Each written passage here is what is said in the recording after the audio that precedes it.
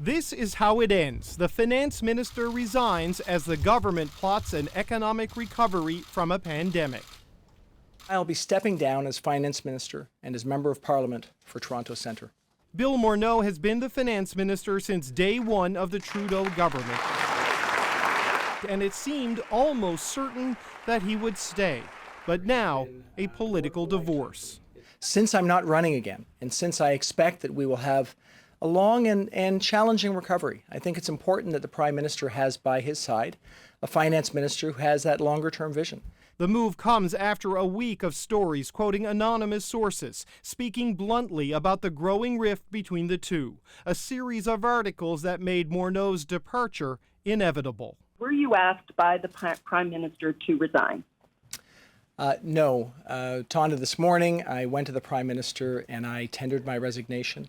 Frank talk of the differences came after it was revealed that former Bank of Canada and former Bank of England Governor Mark Carney was advising the Prime Minister on the pandemic response. Today, I wrote a check in payment of $41,366.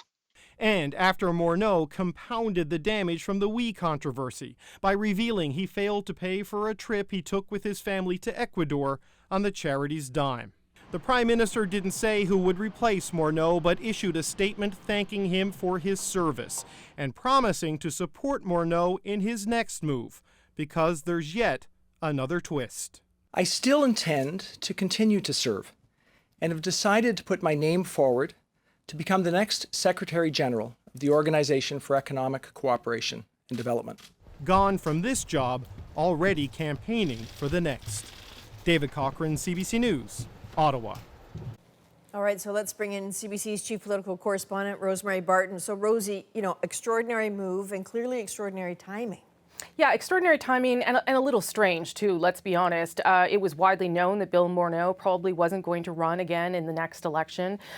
So while the government may want to move ahead with a different economic agenda than Bill Morneau wanted to do, there are, of course, other factors here. And that would be primarily the pressure around Bill Morneau on the We controversy and the fact that he didn't disclose and didn't pay back initially that travel money until he appeared in front of committee.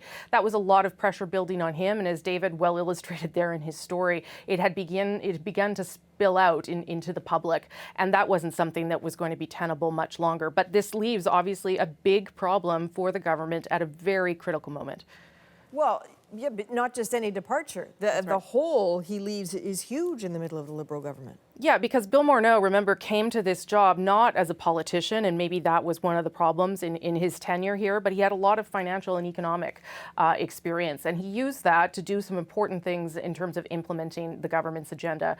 Now they have to find someone else who can either do it on an interim basis or someone who can do it permanently. There are a few contenders out there: Chrystia Freeland, Jean-Yves Duclos, François-Philippe Champagne would be another, but they need to do this quickly because the recovery is around the corner and the government needs to make some big policy decisions, and it needs to make them quickly.